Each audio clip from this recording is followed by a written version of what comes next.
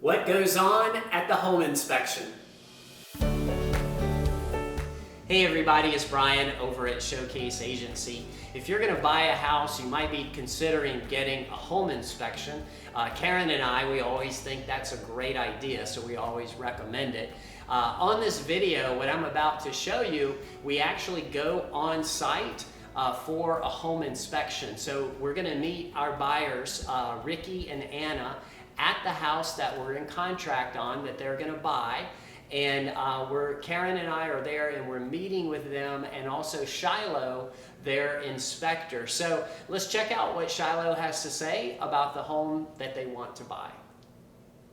First thing we'll talk about is around the walkways and stuff. You do have some areas that pose some trip hazards where there's displacement, separation, and different things like that. These are usually considered non-correctable items in a sense. It's mostly to let you know, for real estate purposes, it's just more disclosure to say, hey, you guys could trip on that little walkway that's lifted up back there. When you purchase the house, if you want to take care of that, replace it, remove it, grind it down, you can do those kinds of things there, okay? There's also, this is getting to like the preventative maintenance area, where there's holes, like this is in the back of the garage wall and stuff like that, where they ran a pipe through. This is the door trim on that back door there. We want to seal those gaps and openings, okay? Prevents moisture, bugs, rodents from coming in, okay? Those are super simple maintenance kinds of things too, but it also, again, prevents bigger problems from occurring later on. Also that back door over there, you can kind of see that the weather stripping is kind of damaged on that. So when you close the door, you see some daylight through there, okay? That would be for energy efficiency. So when you're running your heater, you don't want that hot air to escape, cold air to come in. So just replacing those little seals is a good idea there. And then also the door lock there, it kind of sticks. I know sometimes it works, sometimes it doesn't. I think you just got to crank that a little bit more, turn it a few times. But you guys might, replace those anyways with locks that you want there.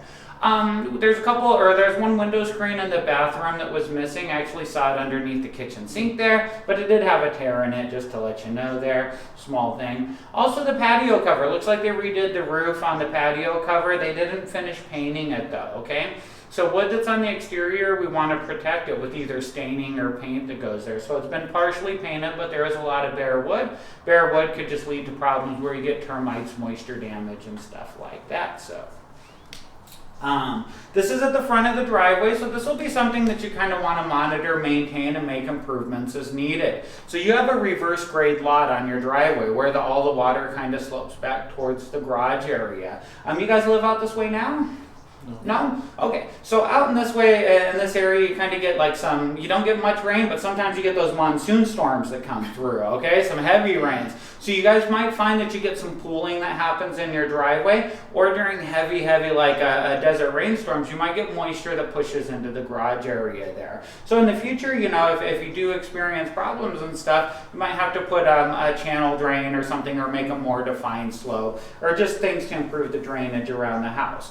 Now we live in California. Almost every home I recommend drainage improvements, but besides this last heavy rainstorm, would have rained like 6 times last year, we don't get enough rain where people don't prioritize it. Stuff like this too, where you have planters that are up against the building, like up in the front of the house, this kind of traps water from flowing away from the building. So did you guys notice like in the front, like hallway ceilings and stuff, you saw some cracks up there? No? That's okay. That's why I get paid the big bucks. I see the most obvious stuff. But we'll walk back there and you'll be like, whoa, how did I miss that? But you do, like when you have water that sets up against the building wall, like if this is the wall, what happens is when water sits here, what happens when things get wet like a sponge? It expands, right? And when it dries, it shrinks. So that expansion and contraction causes your house to move and settle so slightly, and that's what causes cracks in the walls and ceilings. So if you happen to, repair those and they come back, I want you to understand what's going on. Now again, it doesn't cause anything major. Those are just drywall seams that are kind of cracking. And when I was doing this, don't worry, you're not going to feel your house moving like this if you get motion sickness. But yeah, things like gutters, downspouts, again, keeping planters away from the building, all of those things will help, prevent those types of things from reoccurring over time there, okay? And then we talked about your wood fence in the back has seen better days there, so you guys can decide what you want to do on that. And that's pretty much it, unless you guys had any questions. Where the cracks you saw? The cracks you saw? Oh yeah, I can show you that right here. Yep. So even though we see these cracks, these are cosmetic cracks. So the reason it's cracked right here is this is one piece of drywall, this is another piece of drywall, it's just the tape that's right there. Okay, so you know, some people come in, they sand it, they seal it, they paint it, and they're like, hey, it came back in a year or two. You know, it's mostly because you have poor drainage around the building with expansion and contraction, so. Hey, it's Brian at Showcase Agency. If you're gonna buy a home and you're thinking, man, I'm taking out this giant loan and making this huge commitment, and I just want to go with my best option, then we've got two great offers for you. The first is the Beginner's Guide to First-Time Home Buying. If you're going to buy your first home, it takes 9 steps.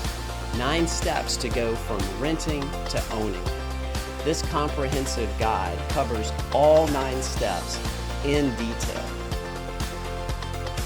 You can download it for free at showcasefreeguide.com. The second offer is a discovery call with me or Karen.